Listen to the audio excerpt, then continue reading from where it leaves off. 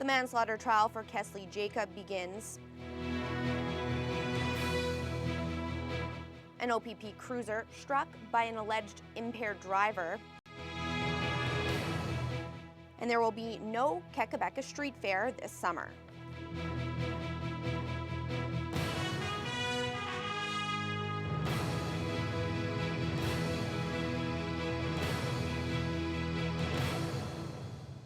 Good evening and thank you for joining us. The trial for 35-year-old Kesley Jacob began today at the Superior Court of Justice.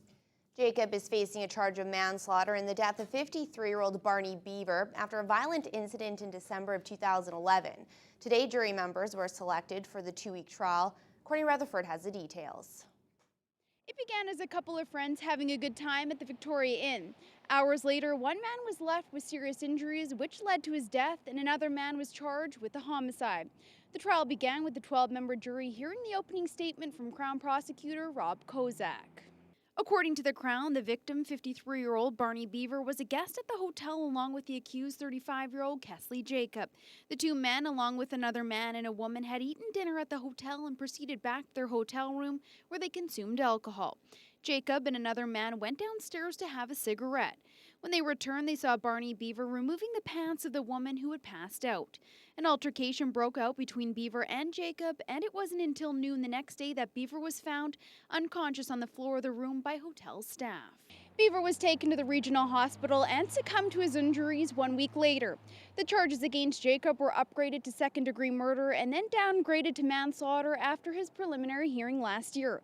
Over the next couple of weeks, a dozen witnesses will take the stand, including the hotel manager at the time, police investigators, hotel guests, and the emergency medical service team who responded to the call.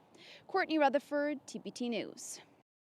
A 31-year-old Thunder Bay man was taken into custody following a weekend collision between his vehicle and an OPP cruiser. Detachment Commander Jim Graham says the incident occurred early Saturday morning.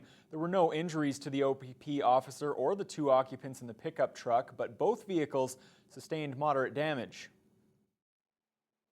5 to 3 in the morning, there was a OPP cruiser that was proceeding through the intersection at Arthur Street in the expressway. And proceeding through on the green light, there was a vehicle headed the opposite direction which ran the red light and made a left-hand turn in front of the cruiser. It happened in such a manner that the police officer was surprised, was able to stop the car just short of probably a very serious accident, still made contact with the vehicle as it crossed the lane and did damage to both the cruiser and the vehicle that the other person was driving. Graham says the driver's been charged with 4 offenses: impaired driving, failing to provide a breath sample, possession of cocaine, and breach of a court order. Thunder Bay Police have released surveillance video of a jewelry heist at the Sears department store this weekend. Police were called to Intercity Shopping Center for a reported smash and grab at around 4:30 Sunday morning. Police say the 2 exterior glass doors on the east side entrance of Sears were smashed. The suspect was gone by the time police arrived, and the video shows a man fleeing the store. He's described as Caucasian with a medium build. He's wearing a two-tone greenish-brown jacket and a beige baseball hat. A dark-colored pickup truck was seen in the area and may have been associated with this incident. Anyone with information is asked to call City Police or Crime Stoppers. Fort William First Nation officials continue to wait for the court's ruling regarding the controversial Big Thunder Wind Park. A judicial review was filed against the Ministry of the Environment and the Ministry of Municipal Affairs and Housing. The First Nation says the province failed to meet its obligation to consult with Fort William officials before it accepted Horizon Wind's renewable energy approval. Chief Georgianne Morisseau spoke on the subject today. Those lands are situated within our treaty jurisdiction. Fort William First Nation wants Horizon Wind to stop all work on the proposed development and operation of the Big Thunder Wind Park, and is seeking a court decision that orders it to cease. Chief Georgianne Morisseau says she clearly outlined to the province when the two sides last met back in November that the First Nation has to have the first right of refusal when it comes to proposed development on their treaty land. When we sat in that meeting, we were clear on the treaty rights, title, and obligation at that time. And from there on, essentially, it was dismissed. Morisseau insists the wind park will have direct negative impacts on Fort William's natural resources, including the community's watershed. And she maintains the province's decision to approve initial development is in direct violation of the Robinson Superior Treaty of 1850. I find it very difficult to sit here and fathom the fact that we're actually going for judicial review for this when it should be just common sense. It's an agreement that's been in place for many, many years. She adds this particular case is just part of a larger systemic issue not only in Ontario but throughout Canada. She says it's like pulling teeth for First Nations people just to get a seat at the table to negotiate and discuss development on their traditional territory. She says it's time for government and Aboriginal leaders to sit down together and define treaty rights more clearly. There needs to be an implementation process in place that's led by the First Nation people, that's led by the treaty territories, in which they sit at the table with all the relevant parties and say, how do we define this treaty? There's still no word on when the court will rule on the judicial review. The calls for a plebiscite on the proposed event center during the October municipal election are getting louder. A group of concerned taxpayers are pushing for one, and tonight, City Council will hear from a half dozen other people also looking to have a question added to the ballot this fall. The presenters will put forward a question to be added to the ballot, asking whether or not the citizens would like the next council to continue pursuing an event center.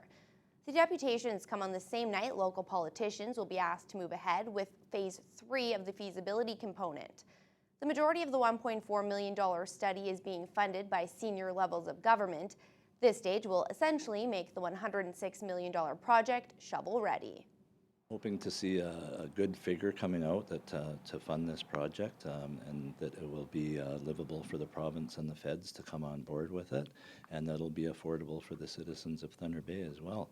The economic numbers that I've seen so far just on the build are huge, and we're already hearing interest from business people not only in Thunder Bay but outside Thunder Bay that they want to invest if that event center comes.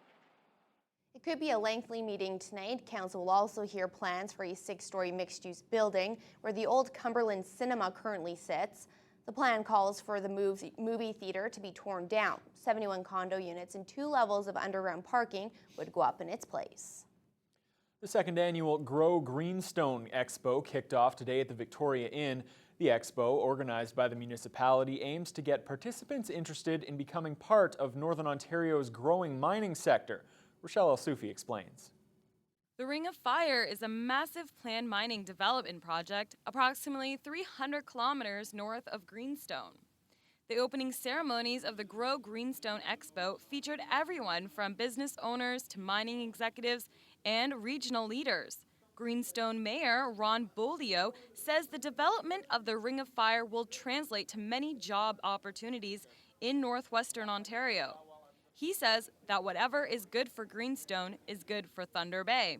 What we're looking at is developing an area with the First Nations that eventually will open the door to Northern Ontario. And this project, being that it's important not just for Greenstone, for Northern Ontario, for Ontario, it's important for all of Canada. Chief Teresa Nelson, representing the AZA First Nation on Lake Nipigon, is developing a new community in Greenstone, but says they haven't established any set connections yet. She says the Ring of Fire development can be very beneficial to her community, with this expo helping her to make those connections possible. We need economy. We need everything. We're going to need people to come back to the community to live. So we're going to need employment opportunities. We're going to need set-asides like businesses. We're really promoting entrepreneurship in our community right now. The expo showcases the updated developments and encourages business growth. It features 2 distinct areas, the Business and Workforce Expo, which showcases 40 exhibitors, and the speakers presentation area. We have great guest speakers here that will talk about the different avenues that can be taken in regards to how you can build relationships and make commitments that eventually down the road will be successful for certain businesses. The expo continues all day on Tuesday. Rochelle Soufi, TBT News. A basement fire Friday night in Northwood has been determined to be the result of spontaneous combustion within some oily rags. Crews were called to the Park Row home around 8 o'clock after a resident returned home to find the blaze. Smoke damage to the home is estimated at $50,000 and there were no injuries. The fire chief is reminding people to always follow the manufacturer's instructions when disposing rags soaked in oils. Well, despite recent efforts, the Quequebeca Street Fair won't return this summer. Earlier this year, the Quequebeca Legion looked at reviving the event that used to draw 30,000 visitors to the area every year. Today, however, the Legion expressed a number of concerns regarding timing and volunteers and says the street fair's return will have to wait another year. Last summer was the first time in 16 years that the street fair wasn't held. That after longtime organizer Marlis Bomis-Dudzinski announced she was retiring and hoped someone else would step forward. The Quequebeca Legion membership has been discussing the possibility of holding the event on the branch's property, and they held a meeting on the subject last weekend. Legion Secretary Ken Malenko says after much deliberation, the membership was worried about meeting the August 15th start date. It would be wisest to take this year and do some further planning and certainly a lot more grounds work and mapping and measurements, etc. If we get together a solid sign-up sheet for volunteers, we'd be more happy. It also provides us another year to really explore our budget. So that's the reasoning that we're deciding to pass this year. But we're very excited about doing this next year. Malenko says the first Quequebeca Family Fun Fair will be held in August of 2015.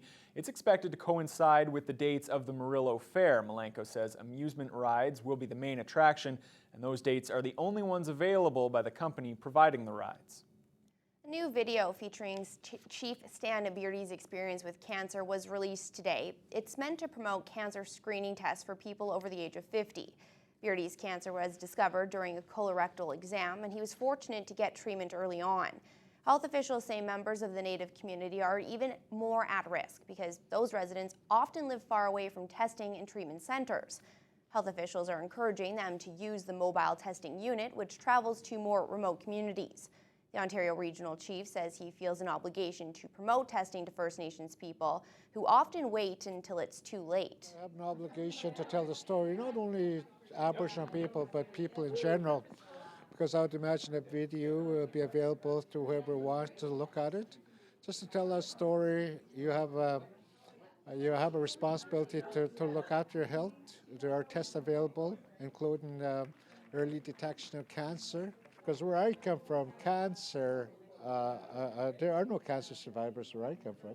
We see a lot of Native patients coming from the remote communities with advanced cancers who haven't been screened when at an earlier point it could have potentially saved their life. We're finding them at a stage which is too late. Beardy says before he was diagnosed with colorectal cancer, he did not feel sick or display any symptoms. The only reason he found out was because of the screening. Well, the Thunder Bay Regional Health Sciences Centre is getting an orthopedic research program thanks to 6 of the hospital's surgeons. Over the next 10 years, they'll collectively donate $2 million to fund the program. It's the largest donation the Health Sciences Foundation has ever seen. The surgeons behind the donation are hoping the public and the government will recognize the need for the program and step up as well. According to orthopedic surgeon Dr. Kurt Droll, the amputation rate in Northern Ontario is far too high. He and the other doctors are hoping that by funding this program, they can develop new practices that will reduce the rate. Over the last couple of years, we've run into a few barriers, that being a lack of financial resources and also a lack of human resources. And so we really had to kind of take it upon ourselves to sort of get the ball rolling and getting some of the financial infrastructure. And that's really the reason why we've done what we've done. This kind of an initiative really is a pairing of a desire to create academic futures and philanthropy. Our group is very conscious of our role in the community and the way that we benefit from being in our community, and we'd like to see the quality of management of specific issues improved, and so we're happy to contribute to it. The first year's donations have already been put toward hiring a protocol development scientist and a full-time research associate. A pair of well-known Thunder Bay residents have passed away. Mario Cacmo died Friday at the age of 86. He was the popular host of the weekly Italian musical Panorama program on CKPR Radio for 52 years, retiring just a few months ago. His funeral will be held Wednesday in St. Dominic's Church. And Gus Kellos, the longtime owner of McKellar Confectionery, also passed away on Friday at age 87. Gus was best known for his legendary Coney Island hot dogs, serving customers for nearly 5 decades. Visitation will be held tomorrow night at the Greek Orthodox Church on Beverly Street. Well, Thunder Bay is located next to the largest freshwater lake in the world, yet many residents still don't appreciate all that Lake Superior has to offer. Canada Water Week is kicked off nationwide in an effort to educate people on how to save our water and how Thunder Bay residents can do their part. Mike Albanese reports. Dignitaries and organizations swung by the Baggage Building Arts Center with one goal in mind: build a better understanding of water. One topic that was discussed a lot was bottled water, and some facts you might not have guessed about it.